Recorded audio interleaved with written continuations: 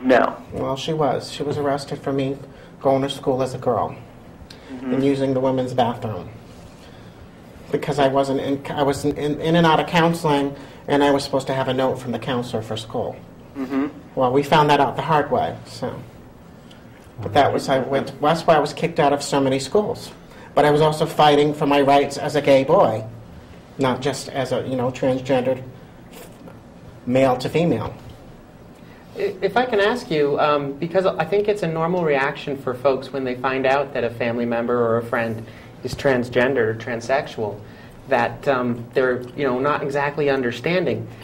How long do you think it took you to get to a point where it sort of clicked and you understood? Is that a question for me? Yes. Well, what's interesting is I went to school to be a social worker, and I went to a conference, and I purposely went to a workshop on the transgender community, and the workshop facilitator explained it in a way that helped me understand it a little better. It gave me a different perspective, and so that helped me kind of fully comprehend what Joslynne might have been going through, and it made it that much better for me. Wow. Yeah, you never quite know. I know in the various friends, when I came out to them, almost invariably the same conversation didn't work on two friends. Yeah. Right. Every single one of them had some different way that they needed to hear it. Yeah. In order for it to click with them. And frequently it was time. Do you remember about how long, what's your brother's name? Brother's name? Norbert. Do you remember about how long it was between her telling you and you going to the conference? Oh, God, yeah. It was probably, I was probably 16, 17 when Joslynne started, taking on the role of a woman slowly. And I'm 2 years younger than he. And it was many years later. It was, probably 1999, 2000, when I was in graduate school. Okay. So it was a long period of time. Wow. So, I mean, I asked that specifically because, we have people watching the show either live now or on the web later, and a lot of folks don't get it right away. And the point I was trying to make with your help, thank you, is you have to give it time. It's not going to click right away for most people. That's right. And the bottom line for me, and I think this was easier for me to accept because, I was trying to live as a gay man. The bottom line for me was that Joslynne wanted to live as a woman, and that's how she thought she was going to be happy, and that was enough for me. That's all I needed to know. Yeah. And a lot of family members weren't like that, so I didn't go through they already knew it was already out, so I didn't even really get a chance to tell a lot of family members because it was so obvious because I would just pop on women's clothes and go to school as a girl or pop out and go to an event. My mother thought I was doing female impressionist stuff a lot, even though I kept on trying to explain to her, what transsexual really was and what transgender was, and that I wasn't just being a little boy playing dress up anymore with my sister, house, being the mommy and being the girlfriend and being the wife. I was being the girl. So it wasn't play no more. Right. So it was hard to show. I thought maybe showing her me as a female, just me as me, no matter what, would make her realize this is what I've become. Yep. But yes, she supported it by just being quiet and letting me be me. Right. And I think that, like with me, they needed time to come out of the closet as, parents and family who had a gay son. They needed time to come out of the closet as someone who had, a transgendered person in the family as well. Yep, they took you a lot better though than they did me.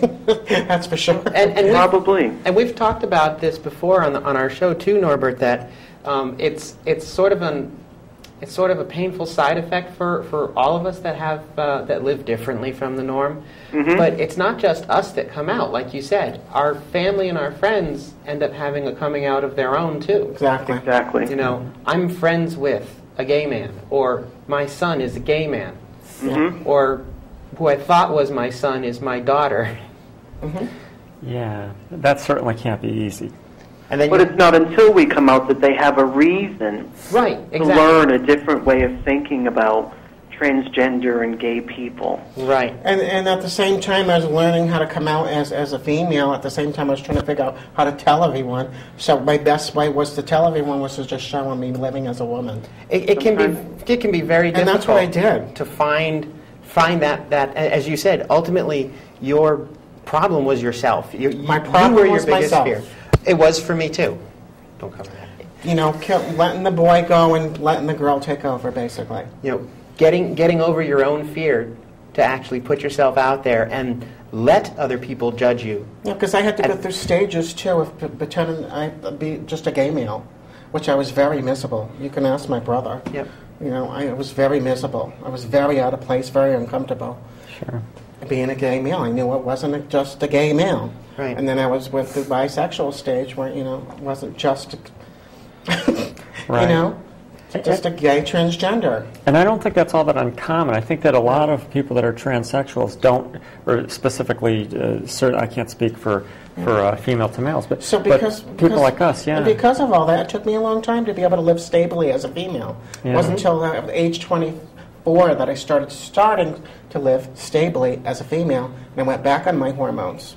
Which would be about a decade. You know, I'm 41 now. I was 24 then. From when you started coming out to when you felt you were living stably. Yes. Yeah. I actually went through about a decade myself of trying to figure out if there was any easier path that I could follow and not end up killing myself. But I lost my chances for a real career and everything back then because of it. You know, because I always take the low-ender jobs. That's how I wound up on disability, basically. Mm. You know, and then I was working at Norwich Hospital, and then I got hurt, and then I started transitioning again, except I made it legally. So that was the end of that. You know, and today I'm just living as a transsexual woman. I mean, I've been off of hormones for 6 years because of medical problems. I'm finally going to be able to go back on hormones. Congratulations to me. I have someone in New London to start taking over for that in 3 weeks. Yep. So, Yes. And I, one of the things that I hear a lot, and I guess I want to point out, just to call it out, you don't choose to be gay, you don't choose to be transsexual. Right. The only thing you choose is whether or not you accept yourself. yeah, and live your life. If you don't accept yourself, you end up spiraling down in that dark, abysmal pit. That's right. And that's the only choice that's involved. Right. The graveyard You spiral. learn when you go into counseling that, okay, there's no cure. Cure really isn't a meaningful idea with respect to transsexualism. Right. Although there are people But there that is a think there treatment. It can be treated. You can do something There's a about treatment, it. there's not a cure. And you can go either way. And that means transitioning. Yeah. Right. Same thing as being a gay male. You can go further and be happy as a gay male, or you can try to hide and pretend to be a heterosexual male. It's living authentically, isn't it? Right, it is. It's being true to yourself, regardless of what other people think. Same Yes. thing as same-sex marriage. We're a free country. We should be able to make these choices freely without being condoned, knocked down, physically hurt, mentally, emotionally hurt, verbally bashed. We shouldn't have to go through that just because we're making our own choices for ourselves, because we're in a free country, and we have those opportunities. Well, and especially Norbert's notion of living authentically, I think, and this is my own personal opinion, that the vast majority of the public, we'll say a large majority of the public, have their own demons that they're not dealing with. I go through that. Absolutely. I go through that all the time. People ask me, "Well, what about when you have your finalization of surgery? Are you ever going to admit what you used to be?" I said, "If I'm asked, then I'll admit.